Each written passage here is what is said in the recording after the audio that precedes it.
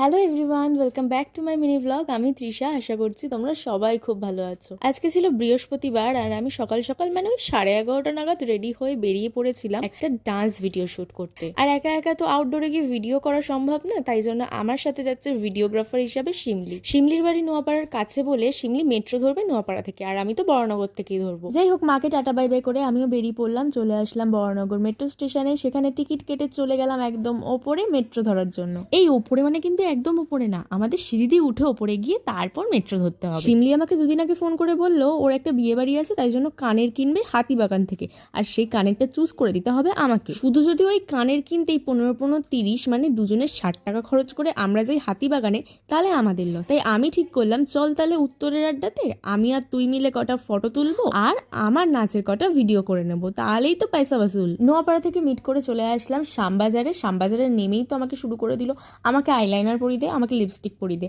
আর আমিও তাই জন্য বললাম আমার শাড়িটা অন্তত ঠিক করে দে, নাহলে খুলে পড়ে যাবে। আর আমাদের দুজনেরই প্রচন্ড খিদে পেয়ে গেছিল, তাই জন্য আমরা খাবার কিনে নিলাম আগে মিয়ামোড় থেকে, তারপর চলে গেছিলাম হাতিবাগানে কানের কিনতে। যদিও বা কানের কেনা হয়নি, কারণ কানের এত দাম বলছিল যে গলা কাটা দাম, তাই জন্য শিমলি বললো বাদ দে ছাড়, আমি অনলাইন থেকেই কিনে নেবো। তারপরেই আমরা হাতিবাগান থেকে হাঁটতে হাঁটতে চলে আসলাম উত্তরের আড্ডাতে। অনেকেই চেনে এই জায়গাটা, আবার অনেকেই চেনে না এই জায়গাটা। যাই হোক, যারা ভিজিট করনি তারা আসতে পারো, ফটো ভিডিওর জন্য দারুণ জায়গা। সত্যি কথা বলতে হাতিবাগানে এসে যাকেই জিজ্ঞেস করবে সেই বলে দেবে এই জায়গাটার কথা। যাই হোক, আমরা পেট পুজো করে নিয়ে তারপরে আমাদের কাজে লেগে পড়লাম। আর শিমলিকে প্রচুর খাটিয়েছি, প্রচুর বার ডিটেক্ট নিয়েছি, আর তার মধ্যে কোনো সাউন্ড বক্সও নিয়ে যায়নি, খুব সমস্যা হচ্ছিল এই জন্যই। আর শিমলি খুব রেগে যাচ্ছিল বলে ওর মাথা ঠান্ডা করতে আমি কটা সুন্দর সুন্দর ফটো তুলে দিচ্ছিলাম। যাই হোক, ভিডিওগুলো কমপ্লিট করে নেবার পর দুজনের খুব সুন্দর সুন্দর ফটো তুলে দিলাম। তারপরে ফেরার পথে একটু মাথাটা ধরেছিল বলে চা খেয়ে নিয়েছিলাম। আর আমাদের তো বাড়ি ঢুকতে ঢুকতে সন্ধে হয়ে এসেছিল। তার মধ্যে চায়ের দোকানের দিদা এত বকবক করছিল যে আমাদের আরো লেট হয়ে গেছিল।